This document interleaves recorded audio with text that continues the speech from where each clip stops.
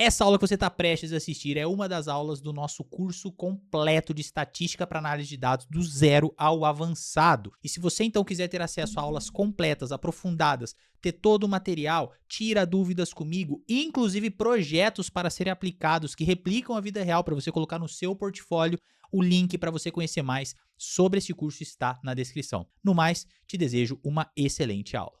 Vamos continuar falando então sobre taxa de empregabilidade e nessa aula nós vamos falar sobre seleção da vaga, que é o primeiro passo ali que a gente precisa entender, que a gente precisa saber como proceder ali, como selecionar as melhores vagas, como identificar quais vagas são melhores e mais adequadas para o nosso perfil, quais não são e o porquê que definir qual é a melhor vaga é tão importante e não simplesmente a gente sair se inscrevendo para todas as vagas, mesmo aquelas que não têm um grande fit com o nosso perfil profissional e com os nossos conhecimentos, né? Por que eu tenho que fazer essa curadoria? Mas antes de qualquer coisa, eu queria mostrar um artigo no Medium, tá? Aquela plataforma que eu sempre falo, a gente vai falar mais dela quando nós formos ver a parte exatamente de portfólio, mas de uma menina chinesa que ela conseguiu o emprego dela no emprego dos sonhos, na empresa que ela sempre sonhou em trabalhar, que era o Airbnb.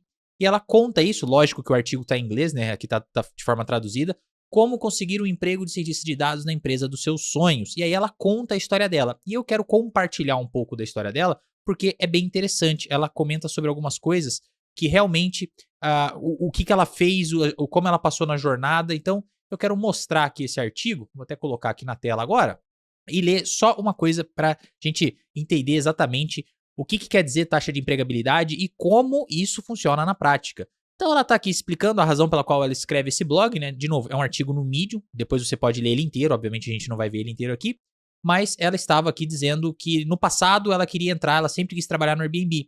E aí as pessoas perguntavam, para qual empresa você mais quer trabalhar? E ela dizia, Airbnb. E ela dizia que quando ela falava isso, as pessoas falavam para ela, respondiam, né? Você sabe quantas pessoas querem trabalhar lá? Quantas delas acabam entrando? Ou seja, tem muitas pessoas querendo trabalhar lá e poucas entrando. O mesmo conceito do funil que a gente viu. Aí as pessoas diziam pra ela ser realista que não ia dar certo. E o resultado dela prova que nada é impossível. Como muitos dos meus amigos que me pediram para compartilhar sobre minha experiência de busca de emprego, acho que pode ser útil escrevê-la e compartilhar com as pessoas. De novo, esse artigo está em inglês, né? Eu traduzi. Mas aqui tem alguns dados importantes que falam sobre a empregabilidade dela e como ela via e como ela enxergou esse processo. Então, olha só que interessante. Para fornecer uma visão geral do meu processo de busca de emprego, ela se inscreveu para 475 vagas, ou seja, muita coisa mesmo. E depois a gente vai ver a importância de fazer a curadoria da vaga, arrumar o currículo, arrumar o LinkedIn. Então ela teve todo esse trabalho para 475 vagas. Ela fez 50 entrevistas por telefone, que é aquele primeiro contato do ser humano ali. Ela teve 9 desafios, né, de ciência de dados concluídos, ou seja, nas fases técnicas, né, que ela recebia ali o desafio para fazer, ela concluiu 9 dessas entrevistas, né, técnicas. Ela teve 8 entrevistas no local, ou seja, ela foi chamada para uma entrevista mesmo, aí provavelmente aqui com o gestor, com o tech lead, e ela recebeu 2 ofertas de emprego. Isso em um período de tempo de 6 meses, tá? Por que eu estou mostrando isso e por que eu vou ler um pouquinho do que ela mesma fala sobre o processo dela? Porque a gente tende a se enganar. A gente acha que as coisas são muito, muito, muito simples e a gente subestima o mercado de trabalho. A gente acha que, poxa, qualquer coisa tá bom, eu vou pôr aqui um currículo de qualquer jeito, não vou me preocupar com isso que o Felipe tá mostrando, que escolher vaga o quê, vou me inscrever para qualquer uma. E aí a gente acaba prejudicando a nossa entrada no mercado, tá? Principalmente para as melhores vagas. As melhores vagas, a gente vai entender o porquê a gente acaba eliminando praticamente toda a chance que a gente tem de ganhar um bom salário em empresas boas, empresas grandes, empresas respeitadas, quando a gente sai aplicando para qualquer vaga, mesmo a gente não tendo as skills necessárias para aquele trabalho, tá? E aí ela mesmo diz aqui embaixo, como você provavelmente pode ver pelos dados, não sou um candidato, aqui traduziu como se fosse masculino, mas é uma mulher, não sou uma candidata muito forte, porque de contrário eu apenas me candidataria a algumas posições e eu receberia um monte de ofertas. E essa é a grande ilusão, todo mundo acha que, poxa, eu tô me inscrevendo aqui para as vagas, já me inscrevi para 10 vagas, eu não recebi nenhuma entrevista ainda, eu não consegui uma entrevista. E olha, as coisas são assim muitas vezes, principalmente quando você tem um sarrafo muito alto, ou seja, você está trabalhando para trabalhar em vagas topo de linha, em vagas muito boas, em vagas que vão pagar salários melhores, que vão te dar condições melhores de trabalho, inclusive um baita currículo para você colocar lá, grandes empresas que você trabalha. Então é assim mesmo, isso é normal, a gente não pode desanimar. Imagina se ela tivesse desanimado nas 10 primeiras vezes, nas 20 primeiras vezes. Ela fez 475 vezes até conseguir. Por quê? Porque esse era o objetivo dela. E isso levou 6 meses. olhando em termos de candidatura, né, ela se candidatou para 475 vagas, parece uma coisa muito infinita. Mas se a gente vê que ela demorou 6 meses para isso, ora, 6 meses?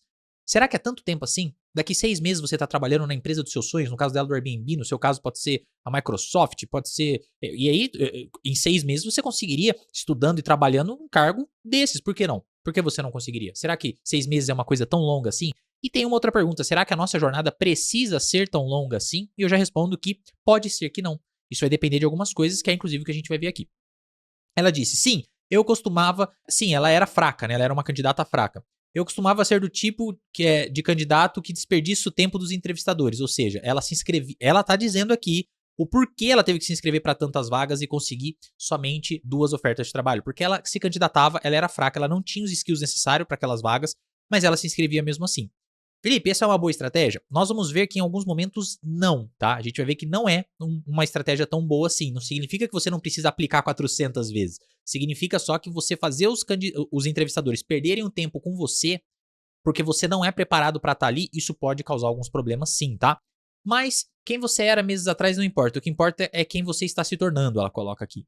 E isso aqui é muito interessante. O caminho menos percorrido para o emprego de cientista de dados. Um pouco sobre minha formação. Ela obteve um diploma de bacharel em economia por uma universidade lá na China e um mestrado em administração de empresas pela Universidade de Illinois. Depois ela se formou, né? Depois de se formar, ela trabalhou como analista de dados por 2 anos, com 7 meses como contratado do Google, e mais 1 ano e 4 meses em uma startup.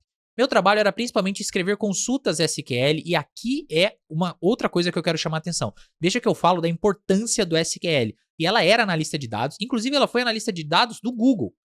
E aí, ela precisava, olha só, o trabalho dela principalmente era sobre escrever consultas SQL. Então, quando eu falo que você precisa saber SQL para ser um bom analista de dados, para conseguir os melhores empregos, entenda melhores empregos como empresas como o Google, empresas grandes, empresas realmente gigantescas. Elas precisam que você, analista de dados, saiba fazer uma consulta SQL. E vale também dizer o seguinte, ela já era analista de dados e ela quis fazer uma migração para cientista de dados, tá? Então, por isso que ela teve uma dificuldade, requisitos aí que a vaga pedia, diferentes daquilo que a gente está habituado. Mas, de qualquer forma, quando você é analista de dados do Google, você já ganha super bem. Então, assim, ela já tinha chegado num patamar muito legal, muito interessante. Ela só quis mudar um pouco ali a profissão, sair de analista e virar cientista de dados, por isso ela teve essa jornada. Felipe, mas eu não quero ser cientista de dados, eu tô querendo ser analista de dados, bem remunerado, trabalhando aqui mesmo no meu país, tá tranquilo. Então, mesmo que você não queira isso, é interessante ver a jornada de alguém pra gente entender a complexidade e as coisas que envolvem. Porque nem eu, Felipe, me inscrevi pra 475 vagas. Nem eu me inscrevi. Tomei não pra caramba. Devo ter tomado ali perto da casa dos 80 nãos. Umas 80 vagas de emprego que eu já apliquei ao longo da minha carreira e eu tomei não, com certeza. Mas isso tá muito longe, não é nem um quarto do que essa menina se inscreveu.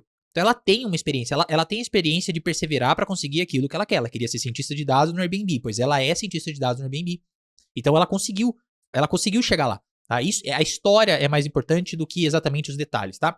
Então, mas aqui a gente tá vendo que para ela ser analista de dados, por exemplo, do Google, ela precisava muito de consultas SQL. Ela construía painéis também e dava recomendações baseadas em dados. Olha só o que eu falo. Isso aqui é uma pessoa que trabalhava lá nos Estados Unidos, na Google, e como analista de dados de uma das maiores empresas do mundo, e ela falou que o trabalho dela era escrever consultas SQL, construir painéis, né, que aqui no caso seria dashboards, e dar recomendações baseadas em dados. Tudo aquilo que eu falo que a gente precisa fazer, que a gente precisa ter para ser um bom analista de dados. A gente vai ver algumas outras coisas interessantes aqui. Depois de perceber que não estava aprendendo e crescendo como esperado, deixei meu emprego e me inscrevi no programa, sei lá qual, é um bootcamp que ela fez, né, que é um programa de treinamento intensivo durante pouco tempo, no caso aqui foram 12 semanas em São Francisco, e ela falhou na entrevista. Olha que interessante, falhei na entrevista de estatística. Ela era analista de dados, mas ela não sabia estatística. E estatística é um grande diferencial para você realmente conseguir extrair informações dos dados. A gente já viu isso, não vou repetir tudo aqui, mas olha só, uma pessoa, analista de dados da Google, não sabia estatística. Olha a importância de você saber estatística para tudo, para você ser um melhor analista de dados, para você ter acesso aos melhores empregos, ao topo das vagas. Por exemplo, essa menina chegou a trabalhar no Google, mas ela não sabia estatística. Imagina a diferença de alguém que sabe estatística. Onde essa pessoa já consegue chegar. E ela falhou, então, na entrevista de estatística para passar no bootcamp, tá? Isso aqui é quando ela estava querendo entrar no bootcamp. Para entrar no programa de bootcamp por 4 vezes. Ela falhou por 4 vezes em estatística para entrar no bootcamp. Até ela ser admitida depois e fazer a entrevista de estatística pela 5ª vez. Aí ela passou. Felipe, mas a gente já viu estatística? Poxa, o que cobravam? Eles cobravam isso, estatística inferencial, saber o que a gente aprendeu de estatística. E antes de falar, poxa, mas ela não sabia estatística, eu sei estatística, o importante é você entender por que você falhou para você trabalhar isso de uma próxima vez. Isso tudo, ele é totalmente ligado com a ideia da gente buscar as melhores oportunidades e alcançar os nossos sonhos profissionais. Isso aqui tem tudo a ver. Quando você não conseguir da primeira, da segunda, da terceira, da quarta, da quinta, você tem que aprender o porquê, saber exatamente o que faltou, onde você falhou, em qual etapa você falhou, em qual etapa você precisa melhorar. Isso aqui é crucial. Ela fez isso até para passar num curso, um bootcamp. Ela ia pagar esse curso, ela ia fazer esse bootcamp e ela precisou passar numa entrevista. Então, continuando aqui, o conteúdo ensinado lá nessa Galvanize, ou Galvanize provavelmente, né, porque é em inglês, era pesado em Python e aprendizado de máquina, ou seja, machine learning. E eles assumem que você já tem uma base sólida em estatística, justamente por isso que precisava, porque toda a base de machine learning, e aí sim, agora a gente está falando de ciência de dados, que é uma outra profissão, ela é a ciência de dados, envolve machine learning, né, que é justamente a gente fazer códigos ali em Python de machine learning focado para isso, ele precisa de uma base estatística muito forte, uma base estatística e uma base matemática muito forte, para você realmente trabalhar de verdade, verdadeiramente com machine learning, não só rodar código sem saber. Por exemplo, as pessoas rodam regressão linear, regressão logística, mas elas não entendem o que é aquilo. Inclusive, a regressão linear e a regressão logística é a base para muitos outros modelos de machine learning, inclusive. Então, por isso que já era cobrado dela para entrar no bootcamp uma base em estatística, e ela não tinha essa base estatística, e isso fez com que ela tivesse problemas ali para acompanhar o curso, até para trocar de profissão, fez falta a estatística para ela. Com certeza fez falta, porque ela poderia ter crescido muito mais na carreira dela, apesar dela já trabalhar no Google, mas se tivesse alguém que soubesse fazer as coisas que ela faz, SQL muito bem, tem ali seus dashboards, sabe se virar ali nos dashboards e sabe estatística, essa pessoa já estaria acima dela. E até se essa pessoa acima dela, depois porventura quisesse virar cientista de dados, ela já teria uma base estatística muito forte, certo? Então, sem surpresa, eu tive muita dificuldade no começo, porque eu não sabia muito sobre programação, nem era forte em estatística, ela não sabia Python, ela não sabia estatística. Veja só. Eu não tinha a escolha a não ser trabalhar muito duro e tal, e aí ela não tinha descanso, trabalhava 12 horas todos os dias, eu fiquei muito mais confortável com os cursos mais tarde. Depois ela foi aprendendo, foi pegando o jeito, tá? E aí, aqui ela continua contando, né, a história dela, e ela diz que em março de 2018, estando desempregada há quase um ano, ou seja, fora do mercado de trabalho, muita situação aí de muitas pessoas que falam, pô, eu tô fora do trabalho, será que eu consigo uma oportunidade? E aí, tanto consegue que ela conseguiu, e não em qualquer lugar, no lugar que ela sempre sonhou. Isso é muito importante. Desde que ela pediu demissão, né, do emprego anterior, com apenas $600 na minha conta bancária, não tinha ideia de como pagar o aluguel do mês seguinte, o que é ainda pior. Se eu não conseguisse encontrar um emprego até o final de abril de 2018, eu teria que deixar os Estados Unidos porque meu visto ia expirar. Então ela estava lá, ela era chinesa, ela estava nos Estados Unidos, mas ela precisava estar trabalhando para ter o visto dela de trabalho renovado. Felizmente, depois de tanta prática e tudo mais, ela conseguiu o emprego dela no Airbnb. Quando eu entrei na entrevista final do Airbnb, eu tinha uma oferta de cientista de dados em mão, portanto, eu não estava nem um pouco nervosa. Minha meta para a entrevista final era ser a melhor versão de mim mesmo e não deixar nenhum arrependimento. A entrevista acabou sendo a melhor que já tive, eles me deram oferta e todo o trabalho duro e noite sem dormir valeram a pena. Aqui ela dá algumas dicas, algumas coisas, de novo. Eu aconselho que você leia esse artigo, de novo, nem eu tenho experiência de me candidatar para 475 vagas. Eu não sequer tive nem 50 entrevistas de emprego na minha carreira, com certeza eu não tive, devo ter tido umas 25, talvez. Então ela realmente passou por um trabalho aqui de ficar tentando, mesmo sem estar pronta. É o que a gente vai tentar evitar. Por quê? Se nós olharmos aqui a taxa dela de empregabilidade, ela tinha uma taxa 0,4%. 0,4%. E mesmo uma pessoa com uma empregabilidade de 0,4%, lógico que ela foi trabalhando nessa empregabilidade ao longo do tempo, não só se preparando mais para as vagas, mas também pegando as entrevistas, entendendo por que ela não tinha passado e estudado em cima disso, mas aí para ela conseguir. Mesmo assim, ela chegou numa taxa de empregabilidade de 0,4%. A gente fala em aumentar nossa taxa de empregabilidade para 5, 10, 15, 20%. É o que a gente gostaria, né? O que a gente quer, o que a gente trabalha. Por quê? Porque a gente vai ver como selecionar as vagas. Aqui no curso você já teve todo o conhecimento necessário. Você já viu SQL, você já viu estatística, massivamente estatística, Excel você já domina agora. Todos esses conhecimentos que você precisa para conseguir uma vaga de emprego. Então, por isso que ela penou tanto e que o seu caminho não precisa ser tão duro quanto o dela, porque você já tem essa parte de conhecimento técnico suficiente. Você só precisa agora fazer o que ela fez. Você já fez o que ela não fez, que foi se preparar agora para as vagas. Agora, você precisa, a partir de agora, desse momento em diante, fazer aquilo que ela fez, que é continuar, se inscrever para as vagas, melhorar, aprender, estudar. Puxa, aqui eu vi que ele pediu uma coisa, eu vi que eu não mandei bem em SQL aqui nessa entrevista. Por quê? Me pediu isso daqui que eu não tinha estudado tanto, eu não estudei antes da entrevista. Estude antes da entrevista, tá? Isso ajuda bastante. Então você vai lá, vai entender, fala, puta, esse ponto aqui me pegou em SQL, eu acho que eu tô com dificuldade. Deixa eu rever, deixa eu pesquisar, deixa eu ver outras formas de utilizar. E aí você já tá mais preparado. Numa próxima entrevista, se cair aquilo, você já estudou. É um processo e a gente precisa fazer esse processo. Quando eu paro com esse processo? Ora, quando você conseguiu o emprego dos seus sonhos. Ela tentou 475 vezes. Ela recebeu 2 ofertas. Uma delas do Airbnb, que ela sempre sonhou em trabalhar. Então a gente tem que ter isso em mente, tá? A gente tem que ter isso em mente e isso aqui é um processo eterno. A não ser que você, Felipe, estou na empresa dos meus sonhos e agora eu não tenho mais interesse, já tô ganhando bem, não quero sair daqui por enquanto. Ok.